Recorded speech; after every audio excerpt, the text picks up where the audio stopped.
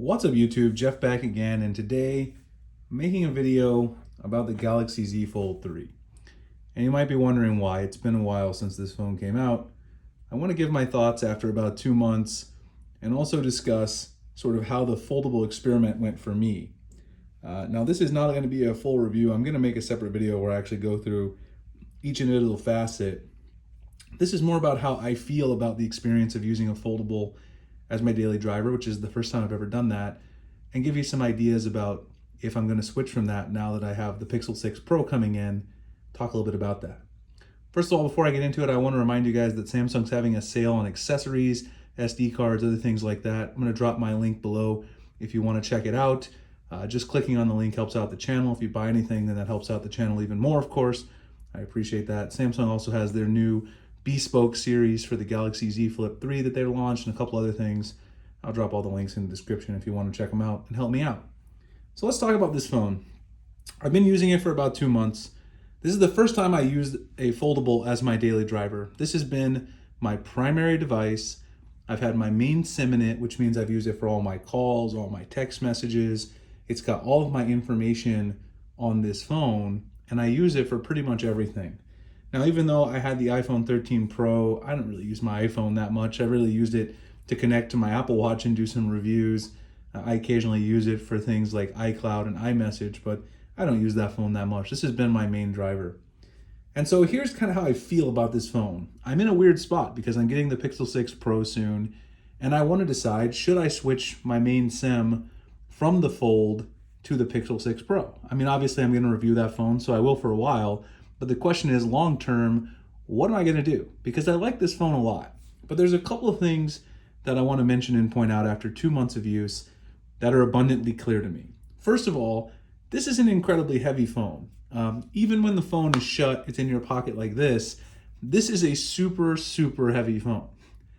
It's quite a bit heavier than even the Galaxy S21 Ultra or the iPhone 13 Pro Max, which are huge phones in their own right that are also made of very solid materials. This phone is a large percentage heavier than those. This is not something you can really take in your gym shorts or something like that to the gym easily unless you want them to be weighed down. It really actually is a bit of a concern. It's a bit of a storage concern when you're taking this phone around with you, and that's something that honestly bothers me a little bit. Now, I've actually gotten used to using the cover screen for like text messaging and searching, and I actually found that because the cover screen is so good now with the high refresh rate, I actually use the cover screen more than I probably use the interior screen. I don't know if that's necessarily a good thing because, of course, the interior screen is the main selling point, and I'll talk more about that in a second. But when you're out and about like I am now, working, actually doing stuff, you don't want to have to be taking this phone out and unfolding it just to answer a text message or an email, things like that. So I've used this outer screen quite a bit, and I've got used to how narrow it is. It's not really a problem. But I have to ask myself, is this better for something like Google searches or browsing the web quickly than the Pixel 6 Pro is going to be, right? Because obviously I don't have that compromise to consider. Of course, there's also the flip side of that. When I get home or when I'm in my office and I want to compose an email or I want to prop this up on, my stand case. I'll talk more about cases in a second, because that's actually a big factor in my discussion. This case right here, which I reviewed, the stand case, if you want to see my video, I'll drop it below. I can prop that up on my desk while I'm working on my computer, and I can watch a video on YouTube, Netflix, Hulu, whatever. That's kind of cool. And obviously, it's a much better experience if I actually want to answer a long email. I've gotten used to the split screen keyboard and all that stuff. Great experience. Great experience for productivity too. All that stuff works fantastically. But the majority of the time that I found that I'm using that is actually when I'm at home at night after work on the couch, when I'm just like browsing around, reading websites. And this is phenomenal for reading. So the one thing I will say that this is really good for, that I've actually used it for substantially, is, I gotta find, I don't know where it is on here, Google Play Books. I've used this to read quite a bit with Play Books. And that's something I really enjoy, is reading books on this. I read Chet Hase's new book, Androids, which is a great book as well. If anyone is interested in the history of Android, that's a very fun book to read as well. I've really enjoyed it for that. But I usually maybe use this for an hour hour and a half at night with the main screen on. Most of the rest of the day I'm using the cover screen because I'm on the go. I don't have a lot of time to sit down. I don't want to flip this out, things like that. So that's kind of the trade-off with the size, obviously. Durability has not really been a concern for me. You guys actually saw, I dropped this on my tile floor when I first had it. I made a video about it. You can see up here, the green color kind of got knocked off this one corner where it's silver now. But other than that, I mean, that's pretty impressive. It fell from about 2 or 3 feet and didn't really have any big issues. The hinge doesn't feel substantially looser, which was a problem for me on my previous Galaxy Fold phones. Not a problem here yet. I mean, it's been 2 months. And no real like fingerprints. Is nice matte back. I haven't had any other durability issues. I did take off the front screen protector, and so far I really haven't had any issues with that either. It's been fine. So what other reasons have made me consider perhaps moving on once I have the Pixel 6 Pro and putting my main SIM in that phone long term? Well, a couple of things. First thing is cases. Now, I've discussed a bunch of cases on this channel for the Galaxy Z Fold 3. The cases are just not great, especially the Samsung stock cases, but this is a problem in general. I've mentioned the Samsung stock cases like this one have a huge problem, which this S Pen case also has this problem. When you actually unfold it like this thing right here actually extends beyond the phone even when it's unfolded. It's super annoying and it's very hard to hold.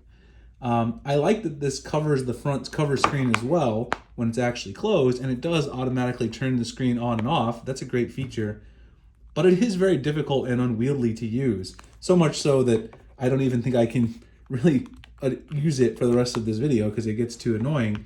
I just keep this kind of when I'm traveling or it's in my car so it doesn't get scratched up. But I much prefer something like the Spec case that I showed off on the channel early on.